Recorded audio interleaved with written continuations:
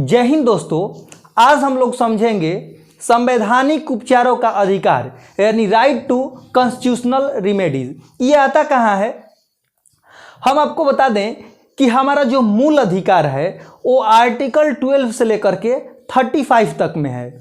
ये जो मूल अधिकार है इसका संरक्षण कौन करेगा? मूल अधिकार तो दे दिया गया, मेनली जो है ये 6 प्रकार के हम लोगों का मूल अधिकार है, आर्टिकल 12 से लेकर के 35 तक में दिया गया है। तो मूल अधिकार का सबसे बड़ा अनुच्छेद जो है वो 32 है। इसे संविधान का जो है आत्मा कहा जाता है या हृदय कहा जाता है, हार्ट और सोल ऑफ द कॉन्स्टिट्यूशन, यानी राइट टू कॉन्स्टिट्यूशनल रिमेडीज। इसमें क्या होता है कि जैसे मान लीजिए कि आपने पैसा का बोरा भर करके और रोड पर रख दिया और उसके लिए कोई सिक्योरिटी नहीं है, तो क्या होगा? कोई ना कोई उसको लूट करके लेकर के भाग जाएगा। वैसे ही कॉन्स्टिट्यूशन में मूल अधिकार तो दे दिया गया, लेकिन उसका सुरक्षा कहाँ किया जाए और उसकी सिक्योरिटी किसको दी गई है, ये आपको हम इस वीडियो में के माध्यम से बताएंगे। और किस प्रकार से एक आम नागरिक जो है सुप्रीम कोर्ट में डायरेक्ट जा सकता है। तो चलिए शुरू करते हैं वीडियो। देखिए, ये जो है आर्टिकल 32 और आर्टिकल 226, ये दोनों जो है वो सेम है। आर्टिकल 32 जो है वो सुप्रीम कोर्ट के लिए और आर्टिकल 226 यानी 226 जो है वो हाई कोर्ट के लिए। ये हाई कोर्ट के लिए है और ये सुप्रीम कोर्ट के लिए है। इसके तहत यानी आर्टिकल 32 के तहत ही एक आम व्यक्ति जो है डायरेक्ट सुप्रीम कोर्ट में जा सकता है। किसी भी अपराध के लिए कोई आम व्यक्ति जो है सुप्रीम कोर्ट में नहीं जा सकता है। फर्स्ट में सेशन कोर्ट में जाएगा, सेशन कोर्ट कहिए या जिला कोर्ट कहिए, उसके बाद सुप्रीम कोर्ट हाई कोर्ट में जाएगा, उसके बाद जाकर के सुप्रीम कोर्ट में जाता है। लेकिन आर्टिकल 32 यानी अगर आपका मूल अधिकार का अगर उल्लंघन कोई व्यक्ति करता है, स्टेट करते हैं, जैसा कि मैंने बताया, अगर सिक्योरिटी जो किसी चीज की नहीं करिएगा तो लूटा जाएगा। तो अगर आर्टिकल 32 और आर्टिकल 226 अगर नहीं रहता तो जो हमें मूल अधिकार मिला है उसकी कोई वैल्यू ही नहीं रहती।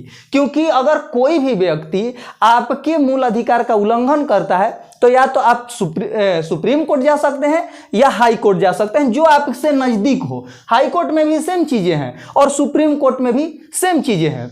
तो इसमें क्या होता है कि रिट दायर किया जाता है। अगर आप ये 5 प्रकार का रिट होता है, आपको बारी बारी से सारी चीजें बता दी जाएगी। तो इसमें क्या होता है कि अगर आपका मूल अधिकार का कोई भी व्यक्ति स्टेट, मूल अधिकार जो है आपका वो स्टेट के प्रति मिला है। स्टेट आप लोगों को बता ही देते हैं स्टेट क्या होता है। स्टेट का मतलब सिर्फ स्टेट ही नहीं होता है, जिसके पास ऑथोरिटी होती है किसी भी कानून को बनाने के लिए। जैसे एयरपोर्ट ऑथोरिटी भी जो है वो अपने अंदर उसके एरिया में वो एक स्टेट है। या अगर मान लीजिए राज्य सरकार हो गई, या सिटीज में जो होते हैं नगर निगम, और पंचायत स्तर पर देखिएगा तो मुखिया भी, इसको स्टेट के दायरे में रखा गया है। तो इसी के खिलाफ जो है मूल अधिकार हम लोगों का है, जिसके तहत अगर कोई भी व्यक्ति या कोई आम नागरिक आपके मूल अधिकार का उल्लंघन कर रहा है तो आर्टिकल 32 के तहत आप सुप्रीम कोर्ट का दरवाजा खटखटा सकते हैं। यह आपको अधिकार दिया गया है। तो चलिए देख लेते हैं। देखिए, इसमें क्या होता है, रिट दायर किया जाता है, ऑर्डर ऑफ कोर्ट। यह रिट जो है 5 प्रकार से दायर किया जा सकता है।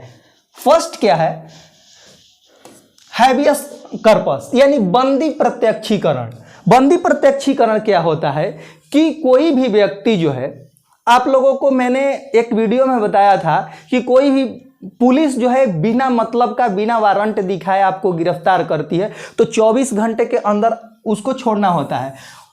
और पुलिस के खिलाफ हमें 10 ऐसे कौन कौन से रूल हैं जो जान सकते हैं, उसके लिए मैंने वीडियो एक बना चुका है, उसका लिंक जो है डिस्क्रिप्शन में मिल जाएगा। और अभी तक आप लोग चैनल पर नए हैं तो चैनल को सब्सक्राइब करके बेल आइकन प्रेस कर लीजिएगा। ये बंदी प्रत्यक्षीकरण में क्या होता है, जो पुलिस वाले होते हैं किसी को गिरफ्तार कर लिए, अब उसको जानकारी है नहीं कि हम क्या कर सकते हैं, गिरफ्तारी के बाद हमें क्या करना चाहिए। गिरफ्तारी के बाद अगर उसको जानकारी नहीं है तो 2-4 दिन ले जाकर के बड़ी कूटते हैं, कूट कूट करके उसका कुछ मर बना देते हैं। उनको घर वाले को पता ही नहीं रहता है करना क्या है। लेकिन इसमें क्या है कि 24 घंटे के अंदर अगर पुलिस वाला कोर्ट में यानी मजिस्ट्रेट के सामने नहीं ले जा रहा है, तो उसके लिए डायरेक्ट आप आर्टिकल 32 के तहत सुप्रीम कोर्ट में डायरेक्ट याचिका दायर कर सकते हैं, रिट दायर कर सकते हैं। इसमें क्या होता है कि किसी भी पुलिस वाले को 24 घंटा के बाद रखने का अधिकार नहीं होता है। तो इसमें आप अगर पुलिस थाने में रहेंगे तो 24 घंटा बीत जाएगा, तो आपको अधिकार है कि कोई भी अपने मन से किसी भी वकील को आप हायर कर सकते हैं। किसी से मिलने की छूट रहती है, वो किसी से मिल सकता है पर्सन, और अपना वकील हायर करके या अपने रिलेटिव को या अपने घर वाले को बुला करके आप सुप्रीम कोर्ट में याचिका दायर कर सकते हैं। बंदी प्रत्यक्षीकरण का मतलब क्या होता है कि सशरीर जो बंदी है, जिसे गिरफ्तार किया गया है, उसको सशरीर पेश किया जाए कोर्ट के में। अगर ये रिट दायर किया जाएगा, जो पहला है हैवियस कॉर्पस, तो इसमें क्या होगा कि बंदी को सशरीर आपको कोर्ट में लाना होगा। जो ही याचिका दायर होगा, कोर्ट ऑर्डर देगा कि बंदी को प्रत्यक्ष लाया जाए, यानी मेरे सामने लाया जाए। नेक्स्ट क्या होता है? नेक्स्ट है परमादेश। परमादेश क्या होता है? Public duty. कोई भी व्यक्ति, जैसे मान लीजिए गवर्नमेंट के, ये गवर्नमेंटल लोगों के लिए होता है, ज़्यादातर गवर्नमेंटल लोगों के लिए, पर ये आपको जारी किया जाता है। परमादेश क्या होता है यानी मैंडमस क्या होता है? कोई भी गवर्नमेंट सर्विस के जो लोग हैं अपना ड्यूटी सही से नहीं कर रहे हैं, अगर ड्यूटी सही से नहीं कर रहे हैं तो अभी आपके मूल अधिकार का उल्लंघन हो रहा है। क्योंकि आपका अधिकार, जैसे कि कोई टीचर है और वो पढ़ा नहीं रहा है, गवर्नमेंटल टीचर की मैं बात कर रहा हूँ, क्योंकि प्राइवेट टीचर जो होते हैं वो उनका अपना प्राइवेट होता है, अगर उनके मन में आए तो पढ़ाएं या ना पढ़ाएं, वो किसी के अधीन नहीं है।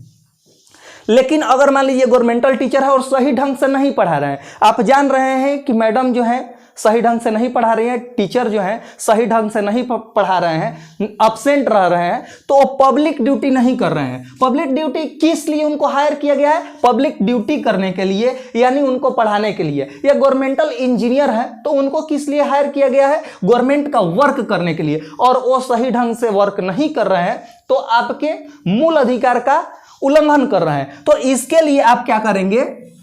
मैंडमस यानी परमादेश जारी कराएंगे। इसके लिए आप हाई कोर्ट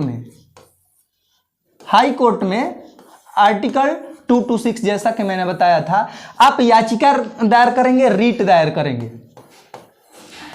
करेंगे। और उनका नाम, क्योंकि कोर्ट के जो जजेस होते हैं उन्हें तो उतना टाइम नहीं कि कौन सही से ड्यूटी कर रहा है कौन नहीं कर रहा है। जब शिकायत मिलेगा तो ही उन पर कार्रवाई की जाती है और आदेश जारी किया जाता है। तो जब आप बताएंगे कि ये पब्लिक ड्यूटी सही से नहीं कर रहे हैं, हमारे राइट का वायलेशन कर रहे हैं, हमारे राइट का उल्लंघन कर रहे हैं, तो उस टाइम उन पर क्या किया जाएगा? परमादेश जारी किया जाएगा कि ये फलाने व्यक्ति जो है सही से ड्यूटी नहीं कर रहे हैं, इनको सही से ड्यूटी कराया जाए। उनको ऑर्डर देंगे कि आपको ये करना है, और वो करेंगे और सुचारू रूप से वो काम करने लगेंगे। लेकिन इस पर बात ध्यान करने वाली है, राष्ट्रपति और राज्यपाल। देखिए, राष्ट्रपति और राज्यपाल पर यह जारी नहीं किया जा सकता है।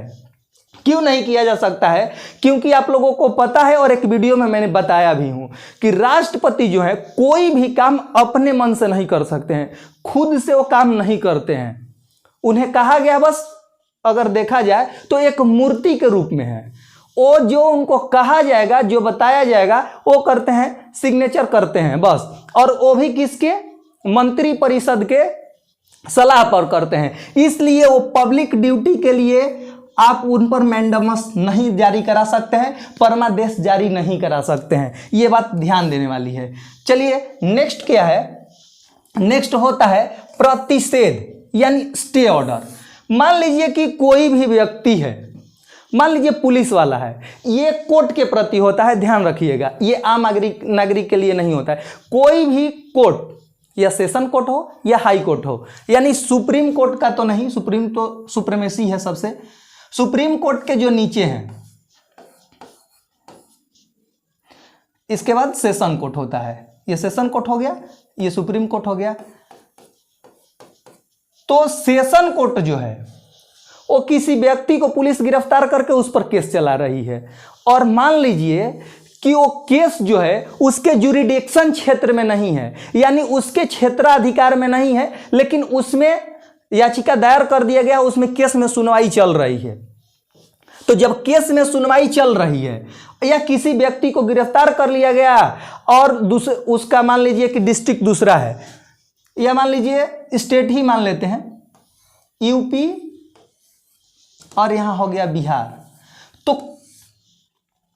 बिहार, इसमें कुछ बॉर्डर्स ऐसे हैं, बॉर्डर्स पर तो इंडिया पाकिस्तान का तो बॉर्डर है नहीं कि वहां पर लगाया गया है कि यहां से इंडिया हो गया, यहां से पाकिस्तान हो गया। आप दूसरे क्षेत्र में चले जाते हैं तो समझ में नहीं आता है कि बिहार और उत्तर प्रदेश का वो मोबाइल ही बता देता है, मैसेज आ जाता है, आप उत्तर प्रदेश में एंट्री कर गए, आप बिहार में एंट्री कर गए, मोबाइल आपका बता देगा, लेकिन आपको पता नहीं चल पाता है कि आप बिहार में हैं या उत्तर प्रदेश में हैं।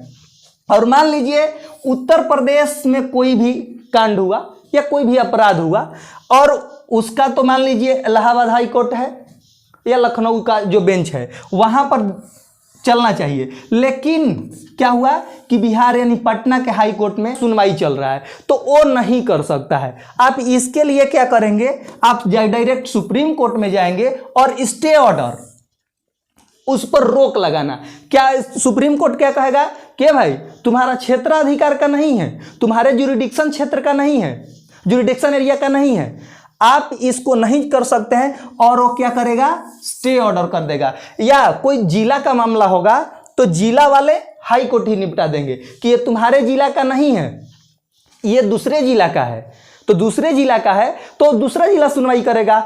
अगर मान लीजिए कि इसमें एक और चीज होता है, मान लीजिए कि कोई भी व्यक्ति प्रोहिबिशन नहीं करवाया यानी प्रतिषेध नहीं करवाया और उसका मामला चल रहा है, और जो मामला चल रहा है न्याय दे देता है, जो कोर्ट है वो न्याय दे देता है कि ये आप पर जो भी आरोप लगे हैं वो साबित कर देता है, तो उस पीरियड में क्या होगा, तो उसमें क्या होता है, जिसके वो क्या हो जाएगा कि उत्प्रेषण हो जाएगा, यानी जो जिस कोर्ट में केस चलना चाहिए उसमें तो चला नहीं, लेकिन दूसरे कोर्ट में क्या हुआ कि सुनवाई हुआ और उस पर मान लीजिए फांसी की सजा दे दी गई, लेकिन जब फांसी की सजा दे दी जाएगी तब डायरेक्ट सुप्रीम कोर्ट में आप जाएंगे। सुप्रीम कोर्ट में जब सुप्रीम कोर्ट में जाएंगे तो वहां कहेंगे कि ये इनके क्षेत्राधिकार का नहीं था और सुनवाई करके हमें फांसी की सजा दे दी गई। तो जब फांसी की सजा दे दी गई और सुप्रीम कोर्ट देखेगा अरे भाई ये तो उत्तर प्रदेश का मामला था और बिहार का जो कोर्ट है, हाई कोर्ट है, वो फांसी का सजा सुना दिया, तो ये क्या होगा, उत्प्रेषण हो जाएगा। वहां डायरेक्ट कहेगा कि नहीं इसकी कोई वैल्यू नहीं है, इसकी कोई वैल्यू नहीं है, क्योंकि अगर मान लीजिए जिसके ज्यूरिडिक्शन क्षेत्र में होगा, नहीं तो अगर ऐसा होता तो जिसका जिस कोर्ट में ज़्यादा पहचान वाले लोग होते उसी कोर्ट में तुरंत मुकदमा दायर कर देता है, चलो वहाँ पर पहचान है उसी में हम सुनवाई करा लेंगे, लेकिन ऐसा नहीं होता है। इसमें क्या होता है कि जिसके ज्यूरिडिक्शन क्षेत्र में रहेगा, जिसके ज्यूरिडिक्शन एरिया में रहेगा वही सुनवाई कर सकता है, उसी कोर्ट में जो है केस हो सकता है। फोर्थ देख लेते हैं। इसके बाद होता है को वारंटो। तो को वारंटो मीन्स अधिकार परीक्षा। अधिकार परीक्षा में क्या होता है, किसी काम के लिए पद की संवैधानिक जांच। अब मान लीजिए कि आप लोग देहात में सुने होंगे, बहुत बच्चे भी बोलते हैं तुम्हारा औकात है काम करने का, ये काम तुम्हारा औकात है तो करके दिखा दो, तो इसको औकात कह सकते हैं। अगर अपने देहात की भाषा में कहा जाए, जनरल भाषा में, और हर स्टेट के बच्चे कहते हैं तुम्हारा औकात है, तो औकात की बात करें, यानी इसमें देखा जाए टेक्निकल शब्द में तो जो वर्क जिसका करने का पावर रहता है वही कर सकता है। मान लीजिए कि आप ट्रेन में जा रहे हैं और टीटी का काम होता है टिकट चेक करना, और अगर टिकट जो व्यक्ति नहीं लिया रहता है तो उस पर फाइन कर देते हैं वो लोग। लेकिन वहाँ पर जो रेलवे वाले पुलिस होते हैं, जो पुलिस होते हैं और जिसको जानकारी नहीं होती है, क्या करते हैं तो कहेंगे टिकट दिखाओ, और टिकट नहीं लिए हैं, जब टिकट नहीं लिए हैं तो कहते हैं कि 100 रुपये दे दो, 200 रुपये दे दो, लेकिन उनका अधिकार नहीं है।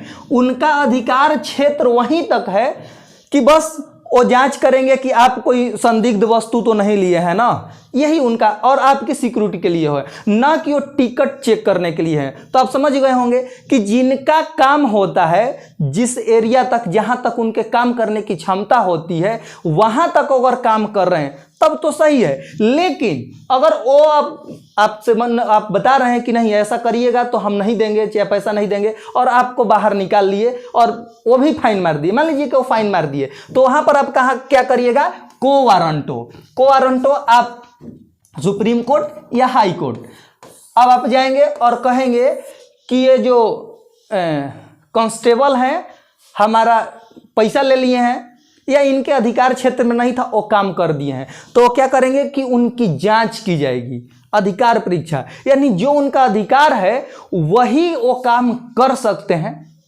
उससे अगर अधिक करेंगे तो सुप्रीम कोर्ट कहेगा, या हाई कोर्ट में अगर याचिका दायर किए हैं तो हाई कोर्ट कहेगा रे तुम्हारा तो काम ही नहीं था, ये तू कैसे कर दिया। तो उनको क्या करेंगे कि पद से हटा सकते हैं, उन पर फाइन लगा सकते हैं और जेल भी भेज सकते हैं। तो आई होप आप लोगों को ये वीडियो अच्छी लगी होगी। तो मिलते हैं फिर नेक्स्ट वीडियो में, तब तक के लिए जय हिंद।